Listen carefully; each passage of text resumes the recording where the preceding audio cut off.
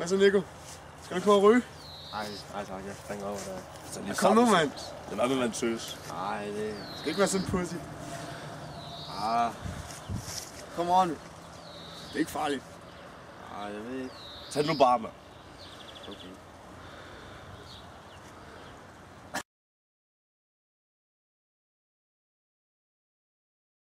Hvad tænker du om unge, der tager stoffer? Hvad jeg altså personligt tænker på? Jamen altså det jeg tænker i dag, det er jo, at vi har en ungdomskultur i dag, hvor stoffer desværre er en del af det at blive ung i dag. Og stofferne er desværre noget, som rigtig mange unge har kendskab til. Vi gør selvfølgelig et stort stykke arbejde for at undgå at få de unge mennesker ind i det her miljø. Og det gør vi ved at tage rundt og lave de her præventive ting, vi gør rundt omkring på skoler, ungdomsskoler osv. Min personlige holdning til det er selvfølgelig, at unge mennesker ikke skal tage stoffer, fordi det har nogle konsekvenser senere hen i livet. Ja. Hvorfor tror du så, de tager stoffer? Er det fordi, de er forvirret? Eller? Altså jeg tror, når jeg kommer ud på skoler og snakker med mange af jeres aldersgruppe, så stoffer, det er, når man er ung, så har man lidt anderledes tankegang, når man er ældre. Det er logisk nok. Og når man er ung, så må man eksperimentere, man lytter til meget, hvad sine kammerater gør og siger, og forsøger egentlig at skabe sig en identitet der igennem sine kammerater. Og hvis kammeraterne synes, det er ok og så videre, man kommer til at gå i et slæng, hvor man synes, det er helt okay det her, så vil man helt naturligt rette ind og synes, det bliver en naturlig del af ens hverdag og ens identitet og skal tage de her stoffer. Og det tror jeg, det er det, der sker mange gange. Tror du så, at det derimod er den største del af unge, som har haft en dårlig barndom og en dårlig opdragelse? Nej. Altså det vi ser herinde, det er alt. Det er alt fra unge mennesker, der kommer fra et hjem, hvor der måske ikke har været den bedste opvækst, kan man sige, og de bedste betingelser for en god opvækst. Men det er sandelig også unge mennesker, der kommer fra hjem, hvor forældrene tjener styrtende mange penge, og der er ikke nogen sådan grænse for, om man kommer fra det ene eller man kommer fra det andet. Den flyder egentlig meget sammen, den grænse der. Så vi ser dem fra alle lag i samfundslag, de unge mennesker.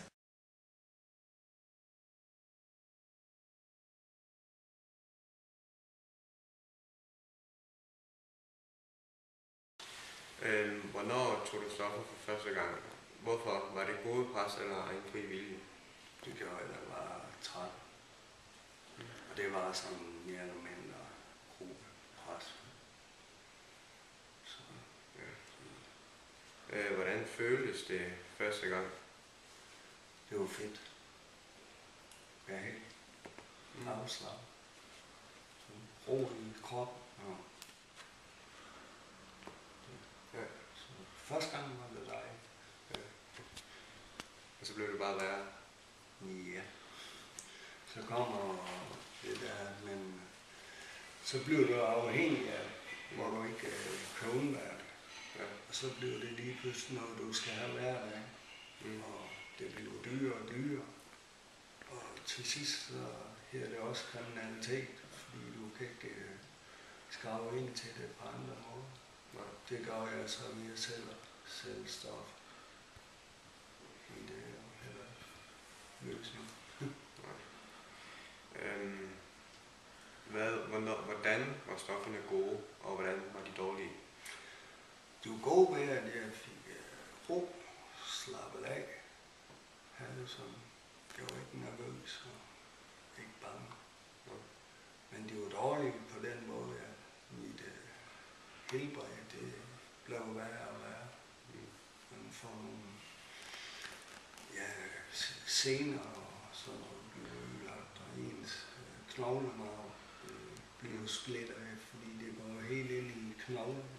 Jeg har mistet alle mine tænder på grund af de sprungen indenfra. På grund af det syre, du sprøjter med ind i kroppen, det går i rødderne af tænder. Så det har ødelagt tænderne indenfra. Så jeg fik proteser, da jeg var 27. Hvordan fik du råd til stofferne? Hvor mange penge tror du sådan cirka, at du har brugt på det? Ja, lige over.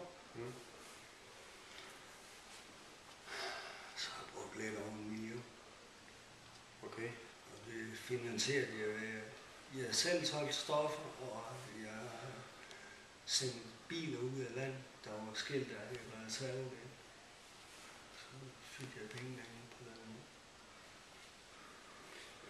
Man hører jo meget om, at størstedelen af de mennesker, som har haft en hård barndom, og måske ikke uden så meget støtte fra sine forældre, også har haft noget med stoffer og kriminalitet at gøre. Hvad er din mening om det? Det er mange af dem, som sidder i det her miljø. Men for mit vedkommende, så er det ikke fordi, jeg har haft en dårlig barndom, eller at jeg har haft det. Jo, jeg har haft det svært i skolen. Jeg var mobbet meget der. Så det er mere det, der har gjort, at jeg har havnet i det. Men min barndom, der var ikke noget. Mine forældre var der altid. Du kunne få alt det støtte og hjælp. Ja. Og min mor har været det, som man kalder i misbrugsmiljøet. En medløber. Hun har betalt mange gange mine stoffer, for at jeg ikke skulle i spjældet. Og det har gjort tingene nemmere for mig at blive hængende i det. At jeg har ikke haft brug for at lave alle de her grimme ting, som mange skal lave, hvor de går ud og slår gamle damer og stjæler deres tasker. Sådan noget har jeg aldrig gjort. Hvilke konsekvenser havde det for dig?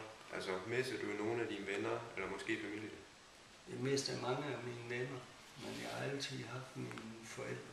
Men meget af resten af familien har jeg ikke kontakt med mig. De vil ikke snakke med mig. Men det er også fordi, jeg er stjålet fra. Til sidst, har du nogle råd til de unge? Ja, det er at lade være med at begynde på det. Og lade være med at gøre sig til at gruppepresse. Lad være med at gå med på det. Det er meget hårdt at sige nej. Det er det vigtigste. Man skal slet ikke snuse til. Det er meget vigtigt at holde sig helt væk fra det. Fordi det tager sådan her. Sådan er okay. Det var det. Tak for det. Mange tak. Vores evaluering af stofmisbrug. Politiet har ikke tankerne at straffe unge og putte dem i fængsel, men de vil give dem en mulighed for at afvende sig i stedet for.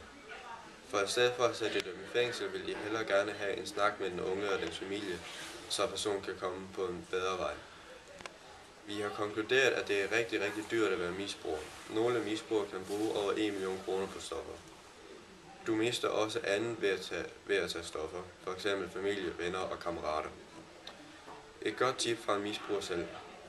Man skal holde sig langt væk fra stoffer og dem, der tager stoffer, fordi du ender sikkert selv med at tage det. Ikke fald for gruppepres. Bare sig nej til det, uanset om de venner synes, du er en bangebuks eller ej. Du er sejs, hvis du siger nej. Og hvis de ikke forstår det, er det ikke dine rigtige venner alligevel. Ikke fald for gruppepres.